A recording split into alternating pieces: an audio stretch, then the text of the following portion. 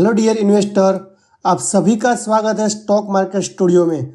दोस्तों, आज हम जिस कंपनी का डिस्कशन करने जा रहे हैं उस कंपनी का नाम है बजाज हाउसिंग फाइनेंस लिमिटेड। दोस्तों, क्या ये शेयर वापस 100 रुपीज़ पे आएगा या फिर रॉकेट की तरह 1000 हो जाएगा, उसका कंप्लीट एनालिसिस हम आज की वीडियो में करेंगे। फंडामेंटल एनालिसिस भी करेंगे, सब देखेंगे। बने रहिए हमारे साथ वीडियो के एंड तक। तो चलते हैं वीडियो के एनालिसिस में। तो दोस्तों, पहले तो हम इसका बिजनेस एनालिसिस करेंगे, कंपनी बिजनेस क्या करती है। उसके बारे में कंपनी फंडामेंटल का क्या एनालिसिस है वो भी हम चेक करेंगे। उसके बाद में लास्ट में हम देखेंगे कंपनी का टेक्निकल चार्ट क्या दिखा रहा है। तो दोस्तों, बजाज हाउसिंग फाइनेंस का अगर ओवरव्यू हम देखें तो जो इश्यू साइज था कंपनी का वो 6560 करोड़ रुपए का था, जो कि बहुत ही बड़ा इशू की साइज थी। और 9 सितंबर 2024 को ये लॉन्च किया गया था। और देखो, इसका सब्सक्रिप्शन जो आया था 64 टाइम्स आया था। बहुत ही इन्वेस्टर्स ने इसमें रुचि दिखाई थी और 11 सितंबर को ये क्लोज हो गया था। और कंपनी ने जो इसका प्राइस बैंड रखा था वो 60 to 70 रखा था और अलॉटमेंट जो किया गया था वो 70 रुपीज़ पे किया गया था। दोस्तों, हमेशा एक चीज़ आप याद रखना, कंपनी जब भी आईपीओ लाती है तो उसमें जो इश्यू प्राइस होता है, अगर कंपनी आपको पार्टनर बनाना चाहती है, आप शेयर होल्डर, उसका मतलब ये होता है कि आप कंपनी के पार्टनर हो या तो आप एक्चुअल में कंपनी के मालिक हो। अगर कोई भी कंपनी आपको मालिक बनाना चाहती है या फिर उसमें आपको हिस्सा देना चाहती है तो आपसे कम पैसा लेके क्यों आपको हिस्सा दे।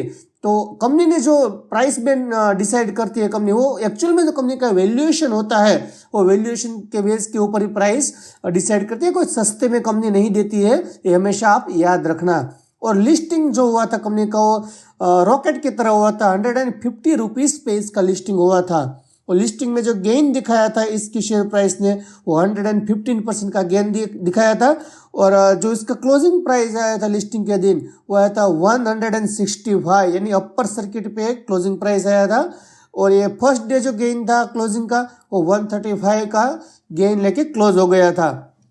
उसके बाद में अगर आगे हम चले तो कंपनी का जो बजाज हाउसिंग फाइनेंस कंपनी है, ये आरबीआई ने उसको अपर लेयर एनबीएफसी का क्लासिफाइड किया हुआ है।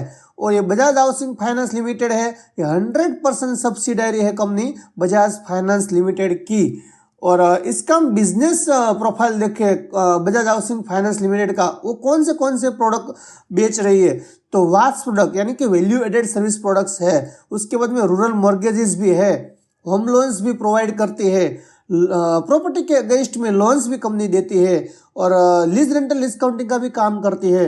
और जो लैंड डेवलपर है, रेजिडेंशियल या कमर्शियल डेवलपर है, उसको भी कंपनी फाइनेंस करती है। तो इसका वाइड रेंज ऑफ प्रोडक्ट है, बहुत सारे सेक्टर्स में कंपनी काम करती है। उसके बाद में कंपनी के अगर स्ट्रेंथ देखें, स्ट्रेंथ क्या है कंपनी की, तो कंपनी के पास बहुत ही बड़ा बजाज का बी लगा हुआ है, ब्रांड नेम है कंपनी के पास। और कंपनी की जो कैपिटल है वो भी अच्छी है। और कंपनी के पास कमिटेड लाइन है, जो क्रिसिल का रेटिंग है इंडिया रेटिंग से वो भी अच्छा है। शॉर्ट टर्म और लॉन्ग टर्म दोनों का रेटिंग एजेंसी ने रेटिंग्स भी उसको अच्छा दिया हुआ है। कस्टमर बेस की अगर हम बात करें तो कंपनी के पास ह्यूज नंबर्स में कस्टमर बेस है, एनालिटिक ओरिएंटेशन भी है और प्रोडक्ट सूट जो है उसका वो बहुत ही बड़ा है।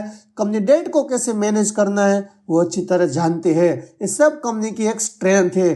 दोस्तों, ये सिर्फ एजुकेशनल पर्पस के लिए वीडियो है, आप इसको बाय और सेल की रिकमेंडेशन कभी मत समझना। आप हमारे साथ जुड़े रहिए और हमारे साथ सीखिए कि कंपनी को बिजनेस कैसे एनालाइज किया जाता है, कंपनी को फिनेंशियल कैसे एनालाइज किया जाता है और टेक्निकल चार्ट देख के कैसे हमारी पोजीशन बनाई जाती है, कब हमें इन्वेस्ट करना पता चलता है। तो हमारे साथ जुड़े रहिए, सिर्फ एजुकेशनल पर्पस है, कोई बाय और सेल की रिकमेंडेशन नहीं है, ये आप हमेशा याद रखना। उसके बाद में कंपनी का अगर हम फंडामेंटल से चेक करें कि फंडामेंटली कंपनी स्ट्रांग है या नहीं है, तो अगर हम इसके स्क्रीन के ऊपर जाए तो बजाज हाउसिंग फाइनेंस लिमिटेड आज उसने अपर सर्किट लगाया 10% का, 181 पे ट्रेड कर रहा है। दोस्तों, यहाँ पे 3-4 बातें ऐसी है, अगर आपने आईपीओ में इशू अलॉटमेंट आपको मिला है, अगर आपने होल्ड किया है तो बहुत अच्छी बात है। अगर नई पोजीशन आपने उठाई है और होल्ड किया तब भी अच्छी बात है। लेकिन पॉइंट ये आता है कि आपको ना ही तो आईपीओ लगा है, ना ही आपने अभी तक पोजीशन ली है, तो क्या अभी आपको इन्वेस्टमेंट करना चाहिए या नहीं करना चाहिए, उसका हम थोड़ा सा एजुकेशन पर्पस के हिसाब से डिस्कशन करते हैं यहाँ पे। तो देखो, BHFL जो कंपनी है यानी बजाज हाउसिंग फाइनेंस लिमिटेड, उसका market cap near about 1.5 lakh crore का है, मतलब लार्ज कैप कंपनी है, कोई छोटी कंपनी नहीं है। स्टॉक का पी देखो 87। दोस्तों ये 87 का हम डिटेल में एनालिसिस करेंगे, थोड़ी देर जरा वेट कीजिए, इसका मतलब क्या होता है हम पूरी तरह से चेक करेंगे। ROC है वो 9.42 है, ROE 15.2 है, बहुत ही अच्छा ROC ROE। Debt to equity 4.95, debt तो रहेगा ही क्योंकि कंपनी का काम ही वही है, दूसरे से पैसा लो और किसी उसके क्लाइंट्स को पैसा उधारी पे दो, बीच में जो मार्जिन मिलता है वही कंपनी का प्रॉफिट रहता है। तो डेट तो इस टाइप की फाइनेंस कंपनी पे रहता ही है। कंपनी के पास प्रोमोटर्स जो है उसका होल्डिंग है 88.9%, बहुत ही ज्यादा होल्डिंग है। पब्लिक के पास सिर्फ 6.39% ही होल्डिंग है और प्रोमोटर्स ने कुछ भी उसका शेयर जो है प्लेस नहीं किया हुआ है। और अगर कंपनी का हम क्वार्टर्स देखें तो रेवेन्यू जो है वो मार्च 2023 से कंटिन्यूस उसकी रेवेन्यूज बढ़ रही है। जो मार्च 2023 में 1585 थी, वहां से कंटिन्यूस बढ़ के जून 24 में यानी कि लास्ट क्वार्टर का जो रिजल्ट कंपनी ने दिया था उसमें 2209 करोड़ की रेवेन्यू थी। और उसका ऑपरेटिंग प्रॉफिट मार्जिन देखें तो फाइनेंशियल प्रॉफिट मार्जिन भी बढ़ रहा है। और नेट प्रॉफिट अगर हम देखें कंपनी का तो इसका नेट प्रॉफिट 301 करोड़ था मार्च 23 में, उसके बाद में बढ़ के हो गया है 483, यानी कि प्रॉफिट जो कंटिन्यूसली बढ़ा है। अभी लास्ट क्वार्टर का अगर देखें तो 483 इसका नेट प्रॉफिट है। और हम एनुअली प्रॉफिट एंड लॉस की अगर बात करें तो जून ये रेवेन्यू जो है मार्च 2020 से 2646 से बढ़ के 3155, 3767, 5665 और लास्ट में बहुत ही बड़ा जंप लगाया था 7617 करोड़ की इसकी रेवेन्यू। कंटिन्यूसली कंपनी की रेवेन्यू ग्रोथ हो रही है।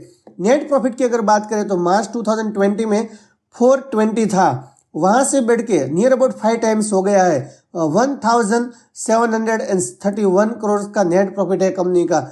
और अगर कंपनी की बैलेंस शीट की हम बात करें तो कंपनी की जो इक्विटी कैपिटल है वो बढ़ के यहाँ पे इश्यू प्राइस कंपनी जो इश्यू लाई तो इक्विटी कैपिटल उसकी भी बढ़ गई है क्योंकि फ्रेश इश्यू भी था इसमें, तो 6712 करोड़ की है। रिजर्व्स जो कंपनी के पास है वो 5521 की है। कंपनी ने बोरिंग्स जो लेके रखी है वो 69,129 की। बैलेंस शीट एट्रैक्टिव लग रही है, कोई दिक्कत नहीं लग रही है। इस कंपनी में इन्वेस्टर कौन कौन से है वो अगर हम देखें तो प्रमोटर के पास 88.75% है। इसमें देखो बजाज फाइनेंस लिमिटेड के पास पूरा है, यानी 100% सब्सिडरी है बजाज फाइनेंस की है। और इसके बाद में FIS की बात करें तो 2.34% है, DI के पास 2.5% है और पब्लिक के पास ओनली 6.39% है।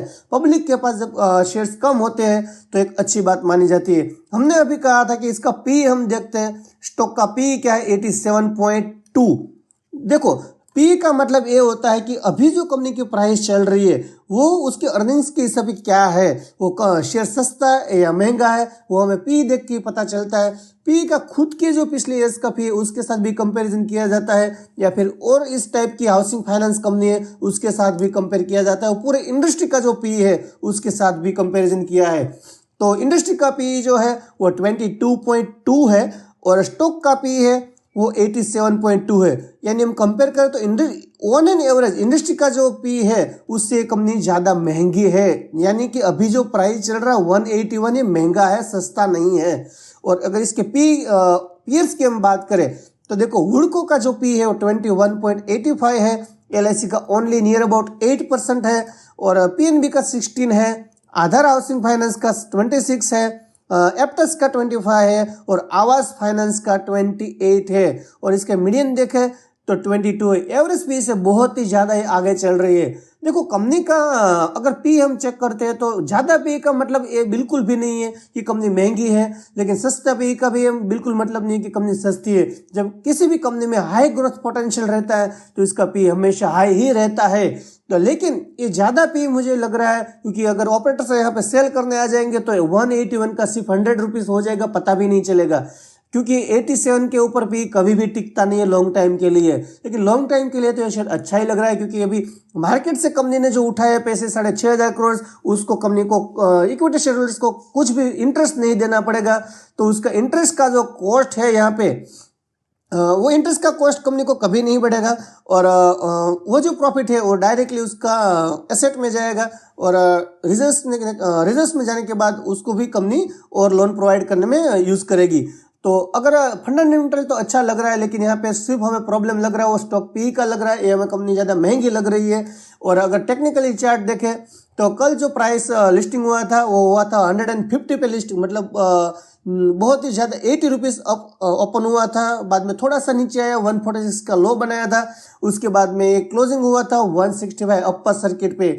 आज भी कंपनी ने अपर सर्किट लगा दिए 10% की और 181.50 के ये अपर सर्किट पे चल रहा है। और इसमें एक अच्छी बात है कि देखो किसी भी कंपनी का लिस्टिंग होता है तो हायर वॉल्यूम के साथ होता है, दूसरे दिन वॉल्यूम बहुत ही कम हो जाता है, लेकिन यहाँ पे ज़्यादा कम नहीं हुआ है, वॉल्यूम के साथ ही आगे बढ़ रहा है। तो शॉर्ट टाइम में थोड़ा सा ये मुझे बुलिश लग रहा है, लेकिन लॉन्ग टाइम में ये कंसोलिडेट होगा और थोड़ा थोड़ा ये डाउन ट्रेंड में भी आएगा, ऐसा मुझे लग रहा है। शॉर्ट टाइम के लिए तो अभी बुलिश ही है क्योंकि वॉल्यूम के साथ बढ़ रहा है। आप दोस्तों अगर हमारे चैनल पर नए हो, अभी तक चैनल को सब्सक्राइब नहीं किया है तो हमारे चैनल को सब्सक्राइब कर लीजिए, वीडियो को लाइक कर दीजिए। मिलते हैं जल्दी अगले वीडियो में। आप सबका बहुत बहुत धन्यवाद।